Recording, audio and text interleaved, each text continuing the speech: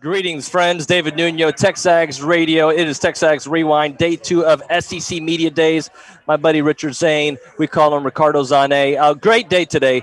Brad Logan, who covers Ole Miss, he came on the show. We talked a little bit about Sankey and all the things that the commissioner did say on day 1, and it's really resonating throughout today, Richard. Yeah, I really liked Brad Logan, everything he had to say about Greg Sankey's comments from yesterday. Also liked him, telling us kind of the lay of the land here at SEC Media Days. Real nice guy. Yeah, Glad he joined us. We also had a Tony Soprano moment where the show went off air for a second, but we're not going to talk about that.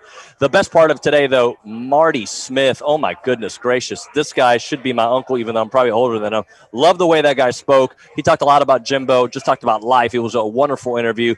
Ben Watson, he is the newest guy to the SEC network. He broke down Texas A&M, and we had a discussion with Billy Liucci. Well, you were here, in theory, about the wide receivers. And I believe in them. Do you believe in them? They've given me no reason not to believe in them. They've got talent all over the place, that's for sure. Yeah, absolutely. Plus, Billy Liucci, of course, you got him on the phone as he's coming here to SEC Media Days. He broke down his thoughts on the wide receivers. Then where do you see them stacking up?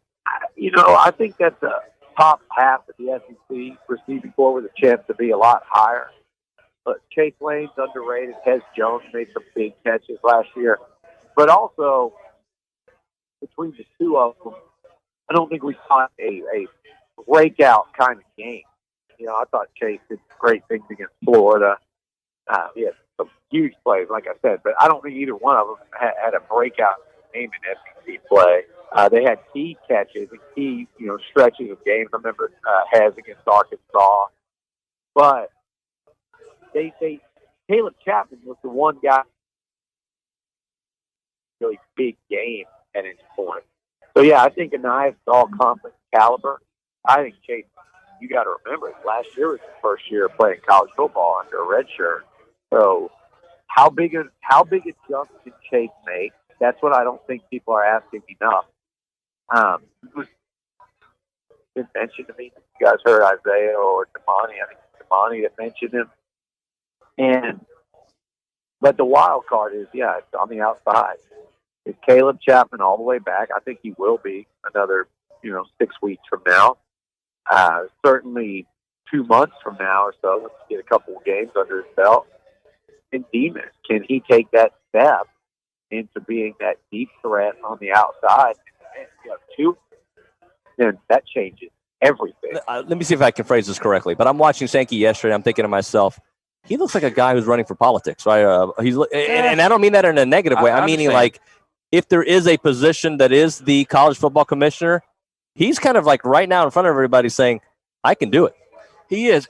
And I think his best job interview was probably last year with the way he handled the COVID situation with the pandemic and getting almost every game in, with the exception of maybe just a handful, by rescheduling those. And he almost made it to the point to say, by the way, everybody, we're going to play those games. If they're not played, it's going to be a forfeit, which that's basically telling his athletic directors, and he's telling the other college football world, the SEC is not going to play around this year. They're not interested in rescheduling. They're interested in playing games. They're interested in fans coming. They're interested in College Station and Oxford and Starkville being full of fans. He kind of threw the gauntlet down, if you will, yesterday in a very subliminal way. And I think we saw a very irritated but a very, very ready to hit the ground running Greg Sankey. And to your point, it looked like somebody that was kind of telling everybody else, by the way, if there's a position that comes open for a college football I got you covered. It's like Jimbo Fisher. All right. I met Jimbo Fisher in 2013. I got sent to Texas A&M as right before they went to the national championship. And he and I sat there, and he kicked it. He was, of course, the coach at Florida State at the time, kicked his feet up on the desk and had his Tony Lamas up there on the desk in his office. And we didn't talk about football for 1 second. He's infatuated with Dale Earnhardt. Wow. He wanted everything I had about Dale Earnhardt. And the relationship that he and I built since that time has offered me opportunity I never would have dreamed. So I'm so blessed, man. So you're talking Jimbo there. What do you think about the job he's done there? Killing it, dude. Isn't he? Okay. A few years ago, I had a show called Marty Smith's America, which is now defunct. But he and I rode horses together on his land in Texas. And just riding around and chatting with one another. And I asked him, this was before he started at A. He'd taken the job but hadn't started yet, hadn't played a game yet. And I said, what is your expectation? What is success? He said, it's to win the West, to win the league, and to win national championships. That's the only reason I'm here. And you kind of go, you remember Nick Saban's in your league. At the time, Gus Malzahn's in your league. LSU was kind of coming at that. So you go, okay, cool. Like, I get it. That's cool. What he did last year was amazing. And the recruiting that he's doing. Oh, there we are, right there on the horses. Look at that. Look at that. Yeah. The recruiting that he's doing is amazing. His demand for the best versions of themselves, of his players, the culture shift. Like, I love Kevin Sumlin. I love that man. But the culture shift that occurred when Jimbo came in there, it was just like a different demand for excellence. And it's working. I mean, he lost one game last year in an all-S. I mean, the debate was on and could continue to rage that they belonged in a playoff. Where do you see A&M in that pecking order?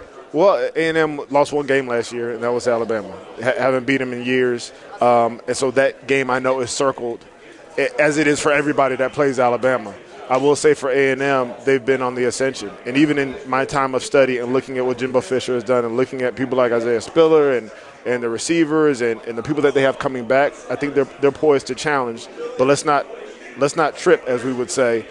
You're going to have to go in and beat the beast. It's not going to be a matter of we have this in the cupboard and that in the cupboard and we have this many guys coming back.